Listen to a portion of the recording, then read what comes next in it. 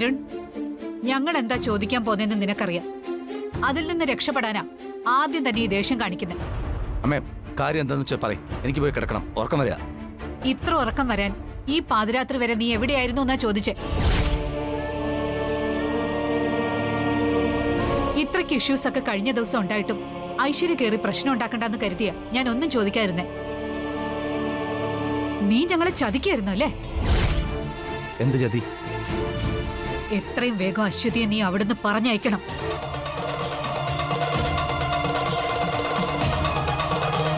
ഏട്ടനും അമ്മയെ എന്നോട് കാണിച്ച ചതിയേക്കാൾ വലുതൊന്നും ഞാൻ ആരോടും കാണിച്ചിട്ടില്ല.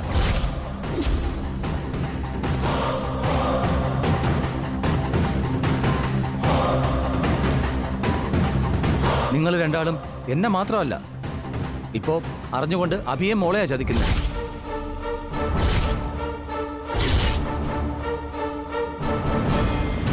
അപ്പൊ നീ അറിഞ്ഞുകൊണ്ട് ഐശ്വര്യയെ ചതിക്കുന്നതോ?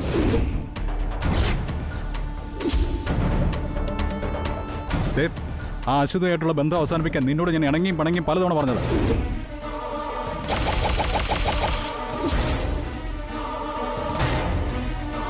അപ്പോഴൊക്കെ നീ എന്നെ അമ്മയും കുറ്റപ്പെടുത്തി രക്ഷപ്പെട്ടു.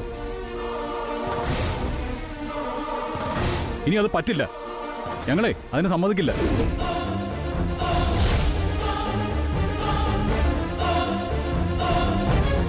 അശ്വതിയുമായിട്ടുള്ള ബന്ധം ഇന്നത്തോടെ അവസാനിപ്പിക്കണം. അതിന് പറ്റില്ല, ഞാനാ പറയുന്നത്.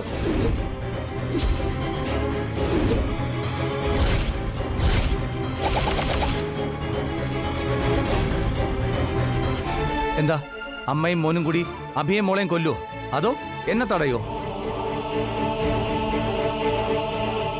തല്ലാനും കൊല്ലാനും ഒന്നും അല്ല പറയുന്നേ. നിന്റെ ജീവിതം നേരെ പോണമെന്ന് കരുതി ഒരു ഏട്ടന്റെ അമ്മയുടെ സ്നേഹത്തോടെയുള്ള ഉപദേശം ഇതങ്ങനെ കണ്ടാ മതി.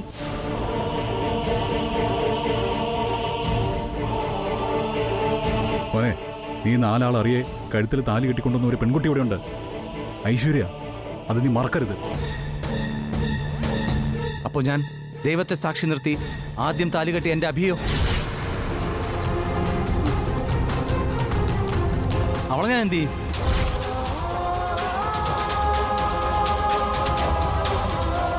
അമ്മയും മോനും അതിന് മറുപടി പറയേ.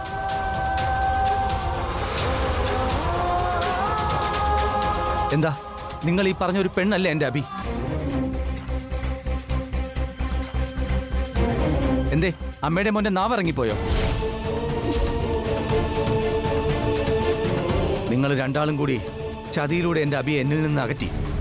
ഇപ്പോ ഭാഗ്യത്തിന് അവളെ ഞാൻ വീണ്ടും കണ്ടു. ആത്മാർത്ഥമായിട്ട് എന്നെ സ്നേഹിക്കുന്ന എന്റെ അഭിയെ ഞാൻ ഇനി എന്താ ചെയ്യേണ്ടത്? പറയേ. നീ കെട്ടിയ താലി ഐശ്വര്യയുടെ കഴുത്തിലുള്ളത്. അതിനു മുമ്പ് ഞാൻ താലി കെട്ടിയത് എന്റെ അഭിയുടെ കഴുത്തിലാണ്.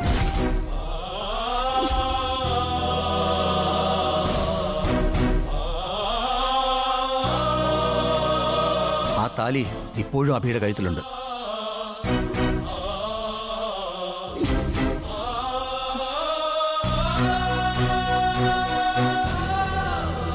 ആത്മാർത്ഥമായി ഞാൻ സ്നേഹിക്കുന്ന, എന്നെ സ്നേഹിക്കുന്ന എന്റെ അഭിയെ ഞാൻ ഉപേക്ഷിക്കണോ?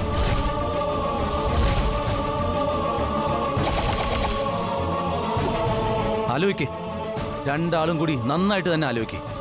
എന്നിട്ട് അതിനൊരു ഉചിതമായ ഉത്തരം കിട്ടുമ്പോൾ എന്നെ വിളിക്കേ.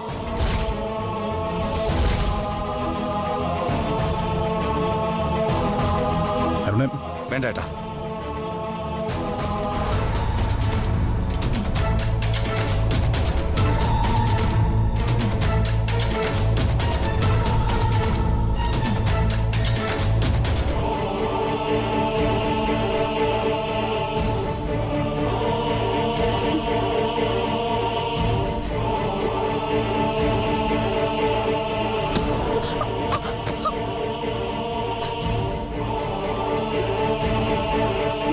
അശ്വതിയുമായിട്ടുള്ള ബന്ധം ഇന്നത്തോടെ അവസാനിപ്പിക്കണം. അതിന് പറ്റില്ല. അപ്പോൾ ഞാൻ ദൈവത്തെ സാക്ഷി നിർത്തി ആദ്യം താലി കെട്ടി എന്റെ അഭിയോ? അവളെ ഞാൻ എന്ത് ചെയ്യും?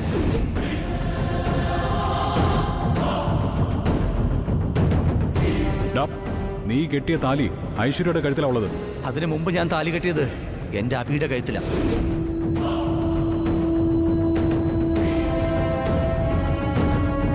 ആ താലി ഇപ്പോഴും അഭിയുടെ കഴുത്തിലുണ്ട്. ആത്മാർത്ഥമായി ഞാൻ സ്നേഹിക്കുന്ന, എന്നെ സ്നേഹിക്കുന്ന എൻ്റെ അഭിയെ ഞാൻ ഉപേക്ഷിക്കണോ?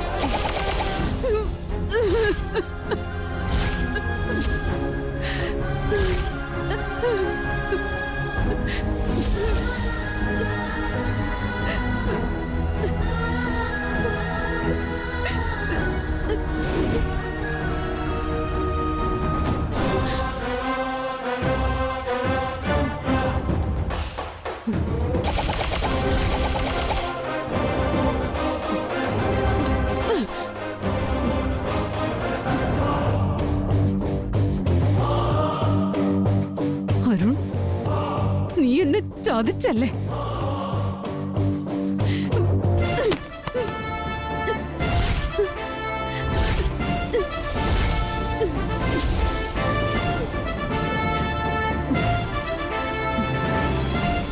ഞാൻ എന്റെ ജീവിതം എറിഞ്ഞൊടുക്കുന്നത് എന്തിനാ? തകർക്കേണ്ടത് അവളെയല്ലേ, ആ അശ്വതിയെ. അശ്വതി, അവളാ തകരേണ്ടത്. അവളും മോളും ഇനി അധികകാലം വാഴില്ല. ഞാൻ വാഴിക്കില്ല. അശ്വതി ശ്രീകുട്ടി അരുണ് വെറും ദുസ്വപ്നമായി തീരും. ഞാനത് തീരുമാനിച്ചു കഴിഞ്ഞു.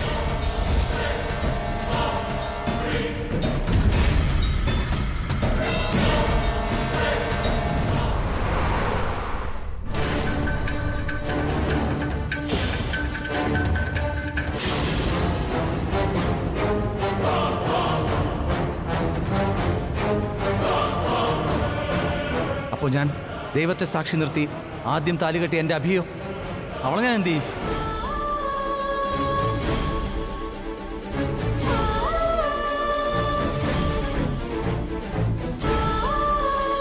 ആ താലി ഇപ്പോഴും അഭിയുടെ കഴുത്തിലുണ്ട്. ആത്മാർത്ഥമായി ഞാൻ സ്നേഹിക്കുന്ന, എന്നെ സ്നേഹിക്കുന്ന എൻ്റെ അഭിയെ ഞാൻ ഉപേക്ഷിക്കണോ?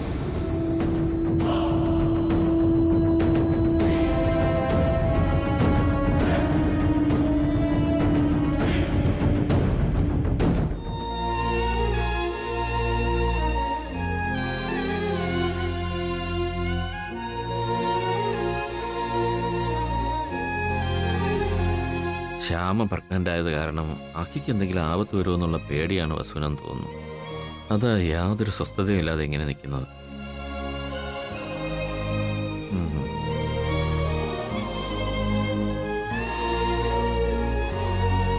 എന്താ വസു, മനസമാധാനം കിട്ടുന്നില്ല അല്ലേ? ഇല്ല, മനസമാധാനം കിട്ടില്ല. അങ്ങനെയല്ലേ താൻ ശ്യാമയോട് പെരുമാറിയത്?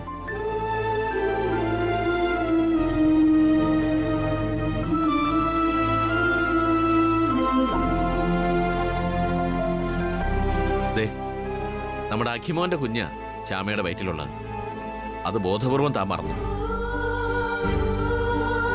ആ കുഞ്ഞിന്റെ ആയുസിനു വേണ്ടി പ്രാർത്ഥിക്കുന്നതിന് പകരം ശ്യാമയോട് ഒരു കുറ്റക്കാരിയോടൊന്ന പോലെയാ താൻ പെരുമാറിയത്. പ്രവൃത്തികൾ ഇങ്ങനെ ആയാൽ മനസ്സമാധാനം കിട്ടില്ല. നമ്മൾ വയസ്സായി വരിക. ഇനി മക്കളുടെ സന്തോഷമാണ് നമ്മുടെ ഈ സന്തോഷം. അത് നമ്മൾ എന്നെ നശിപ്പിക്കാൻ ഒരുങ്ങിയാൽ പിന്നെ കുടുംബത്തിന് എങ്ങനെയാ സമാധാനം ഉണ്ടാവുക? ഇനി മനസ്സ് കുറച്ച് സ്വസ്ഥമായിട്ട് വയ്ക്കുക. അവരുടെ കുടുംബജീവിതം അതിലൊന്നും നമ്മൾ ആവശ്യമില്ലാതെ ഇടപെടാതിരിക്കുക. ഇല്ലെങ്കിൽ ഒടുവിൽ സ്വന്തം മക്കൾ തന്നെ നമ്മൾ വെറുക്കും. അവരുടെ സംസ്കാരം കൊണ്ട് അച്ഛനമ്മമാരെ വീട്ടിൽ നിന്ന് പുറത്താക്കിയില്ലെന്ന് വരും. പക്ഷേ മനസ്സിൽ നിന്ന് അവർ അച്ഛനമ്മമാരെ പുറത്താക്കും. മക്കൾ സ്വന്തം കാലിൽ നിൽക്കാൻ പ്രാപ്തരായാൽ ഏതൊരു അച്ഛനും അമ്മയും പഠിക്കേണ്ട പാഠമാണ്. അച്ഛനമ്മമാർക്ക് പിന്നെ ചെയ്യാൻ പറ്റുന്നത് ആവുന്ന രീതിയിൽ മക്കളെയും കൊച്ചുമക്കളെയും സ്നേഹിക്കുക. അപ്പോൾ ആ സ്നേഹവും ബഹുമാനവും 10 മടങ്ങ് തിരിച്ചു കിട്ടുകയും ചെയ്യും. ഇനി നമ്മൾ അതാ വേണ്ടത്.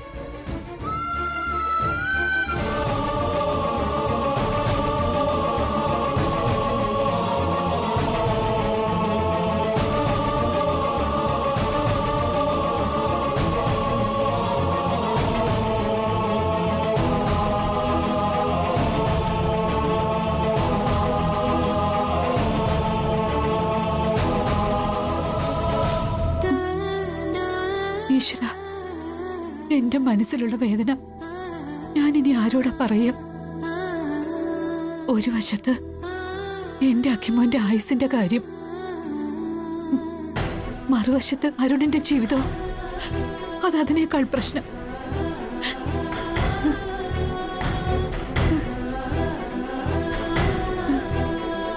ഇതിനിടയില് ഞാനിങ്ങനെ ഒരുക്കി.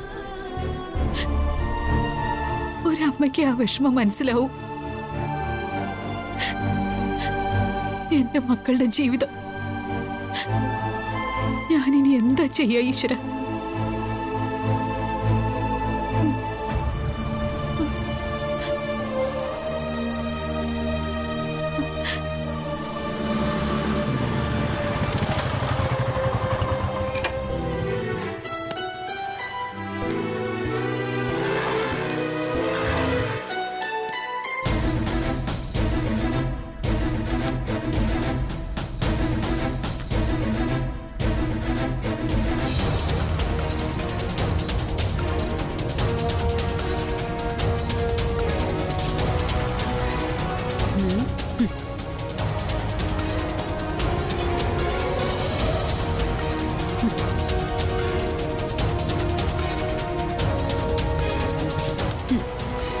എന്താ ഇന്ന് ഒറ്റയ്ക്കേ ഉള്ളൂ?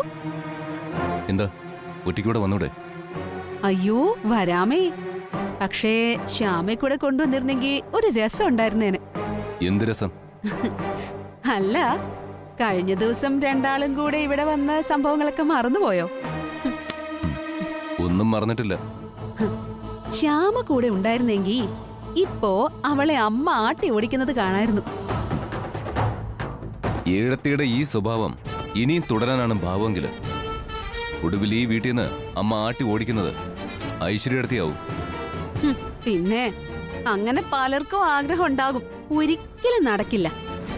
നമുക്ക് കാണാം. ആ കാണാം. അഖി, അഖി, ഇവിടെ താമസിക്കാനല്ല ഞാൻ വന്നത്, അമ്മയൊന്ന് കാണാനാ.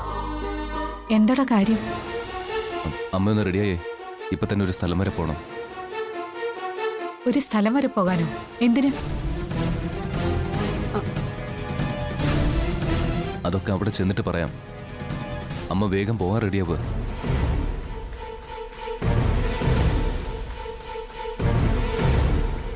അമ്മേ, ഇതെന്തോ ചതിയാ. ഇത് ശ്യാമയുടെ എന്തോ ഗൂഢപദ്ധതിയാ. അമ്മ എവിടെയോ കൊണ്ടുപോയിട്ടേ അപകടപ്പെടുത്താനാ. അമ്മ പോവരുത്, ഞാനാ പറയുന്നേ. അമ്മയ്ക്ക് അഖിയെ വിശ്വാസം ഉണ്ടെങ്കിൽ അമ്മ എന്റെ ഒപ്പം വരും. എന്ത് വിശ്വാസം? അതൊന്നും ഇവിടെ നടക്കില്ല. അമ്മ ഇപ്പോ നീ വിളിക്കുന്നിടത്തൊന്നും വരുന്നില്ല, അത്ര തന്നെ. അമ്മേ, റെഡിയായി വന്നേ, വേഗം പുറപ്പെടണം. എവിടേക്കാ? ഞാൻ പറയുന്നില്ല, അത് കുറച്ച് സസ്പെൻസാ. ഞാനാ വിളിക്കുന്നേ. അമ്മ വേഗം വാ. അമ്മേ പോവരുത്, ഐശ്വര്യ പറയുന്നേ. ശ്യാമ ചതിക്കും. കണ്ടോ, ഞാൻ പറയുന്നതേ അമ്മ കേൾക്കൂ. അമ്മ വരില്ല. അത് ഐശ്വര്യാണോ തീരുമാനിക്കുന്നത്? അമ്മ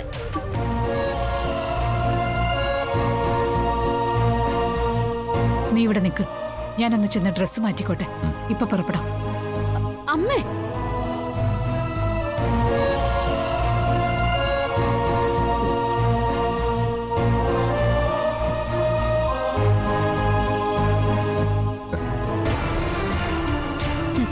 അല്ലെങ്കിൽ ഈ അമ്മ ഇങ്ങനെയാ.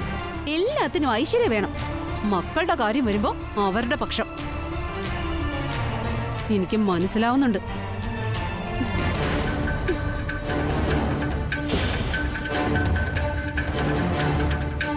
എന്തായാലും ഇന്നമ്മ വലിയ സത്യം അറിയണം. അതെന്റെ വാശിയാ.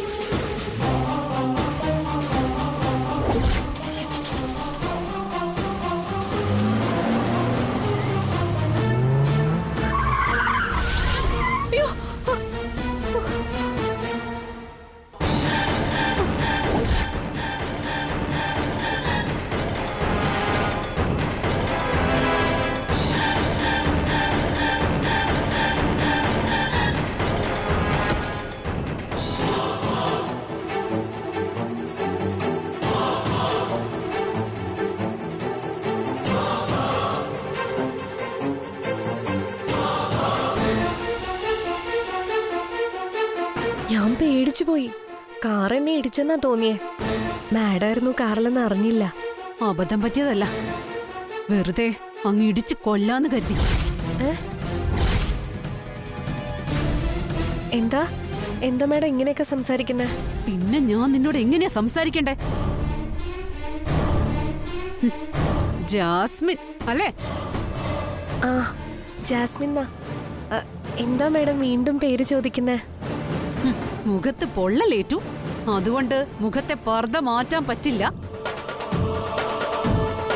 എന്നാ ചടങ്ങ് ഇന്ന് നടക്കും, അതും ഈ പബ്ലിക് പ്ലേസിൽ വെച്ച്. ഒന്നുകി നിന്റെ മുഖത്ത് ഈ പർദ്ദ നീ മാറ്റും,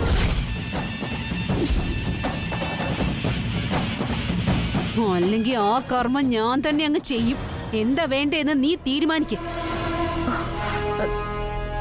മാഡം, അത് പൊള്ളലേറ്റതാണ്, സ്ത്രീയല്ലേ, സൗന്ദര്യമല്ലേ വലുത്. ഇതുപോലുള്ള ഡയലോഗ് ഇനി ഇങ്ങോട്ട് വേണ്ട. അപ്പോ ആ ചടങ്ങ് ഞാൻ നടത്തണോ അതോ നീ നടത്തുവോ? അത് മാഡം, മുഖംമൂടി മാറ്റടി. അയ്യോ മാഡം, മുഖത്തെ പർദ്ദ മാറ്റാൻ. നിന്നോടാ പറഞ്ഞത് മുഖത്തെ പർദ്ദ മാറ്റാൻ.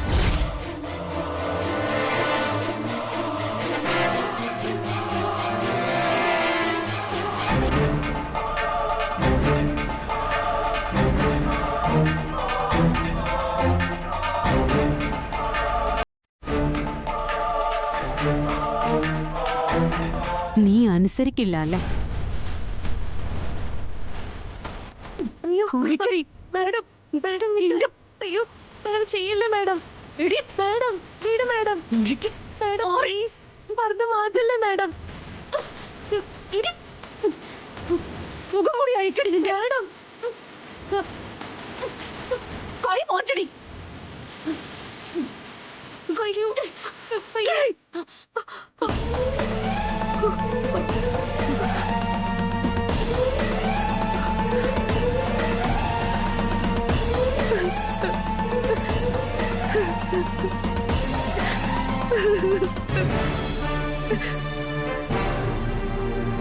കണ്ടോ, എല്ലാരും കണ്ടോ? ഇത്രയും നാളും എന്നെയും മറ്റെല്ലാരെയും പറ്റിക്കായിരുന്നു ഇവള്. ഇവളുടെ പേര് അശ്വതീന.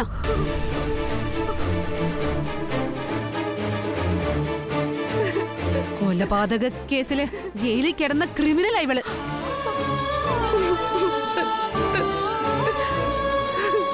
വീട്ടില് ഇല്ലീഗലായ എന്തോ പ്രശ്നത്തിന് അറസ്റ്റ് ചെയ്യാൻ വന്ന SIയെ വെട്ടിയിട്ട് ഒളിവില് കഴിയുന്നവളാ ഇവള്.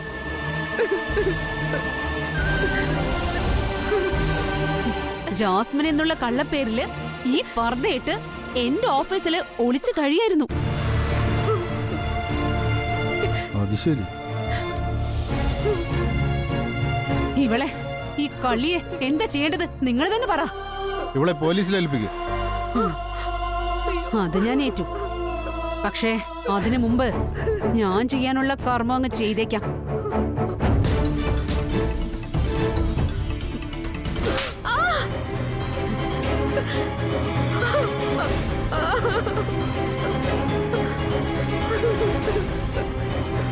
എടി, നിന്നെ ഇനി പരിസരത്തെന്നല്ല ഈ നാട്ടിൽ തന്നെ കണ്ടേക്കരുത്. ഇങ്ങനെയുള്ളവരെ വെറുതെ വിടരുത് മാഡം, പോലീസിനെ വിളിക്കും. ഇങ്ങനെയുള്ള ക്രിമിനലുകളെ പോലീസ് പിടിച്ച് നേരെ കോടതിയിൽ ഹാജരാക്കും. ഒടുവിൽ ഒരു ചെറിയ ശിക്ഷ. ഇവറ്റകൾ വീണ്ടും പുറത്തിറങ്ങും. പിന്നെ ആളുകളെ അങ്ങ് പറ്റിക്കും. ഐശ്വര്യ, ശരിക്കും ഇങ്ങനെയുള്ളവരെ നമ്മള് പൊതുജനവ നേരിടേണ്ടത്. കിട്ടുന്നിടത്ത് തന്നെ തല്ലി കൊല്ലണം. ഇവളെയൊക്കെ അത് തന്നെയാ വേണ്ടത്. ഞാൻ കൊടുക്കാനുള്ളത് ഇവളുടെ കവളി തന്നെ കൊടുത്തു. ഇനി നിങ്ങൾക്ക് കൊടുക്കാനുള്ള സമ്മാനം കൊടുത്തേക്ക്. ഇത്തരം തട്ടിപ്പുകാരിയെ പൊതുജനം തല്ലി ഓടിക്കണം.